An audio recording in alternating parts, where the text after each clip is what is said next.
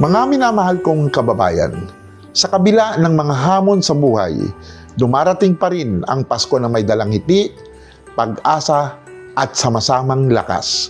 Ito ang panahon na nagpapaalala sa atin na kahit kapos, sagana naman tayo sa malasakit at kahit may kahirapan, mayaman naman tayo sa pagtutulungan. Sa bawat simpleng pagbabahagi, sa bawat kapig-bisig na pagtulong sa kapwa, at sa bawat pusong handang umunawa, mas lalong sumisigla ang diwa ng Pasko. Tunay ngang mas masaya ang Pasko kapag walang naiiwan at lahat ay may karamay.